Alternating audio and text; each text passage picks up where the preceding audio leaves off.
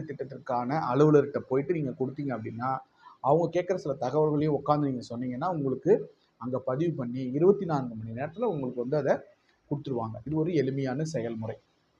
இது வந்து நம்முடைய அ மாநிலத்தினுடைய முதலமைச்சரினுடைய விரிவான மருத்துவ காப்பீட்டு திட்டம்.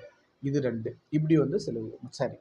இது இல்லாம அரசு ஊழியர்களுக்குன்னு ஒரு சில மருத்துவ அ மெடிக்கல் ஸ்கீம் இருக்கு. அது அது வேற. அது ஒரு பக்கம் இருக்கட்டும். தனியார் துறையில இருக்கக்கூடியவர்களுக்கு, அவங்க வந்து என்ன பண்றாங்க, அவங்களுடைய சம்பளத்தில வந்து இஎஸ்ஐ, பிஎஃப்லாம் பிடிக்கிறாங்க இல்லையா? அதன் மூலியமா இஎஸ்ஐ மருத்துவக் கல்லூரி மருத்துவமனைகள்ல அவங்க வந்து ஃப்ரீயா ட்ரீட்மெண்ட் எடுத்துக்கலாம். அவங்க மட்டும் இல்ல, அவங்களுடைய குடும்பமும் மொத்தமும் சேர்ந்து எடுத்துக்கலான்றது ஒரு பக்கம் இருக்கு. அந்த மாதிரி.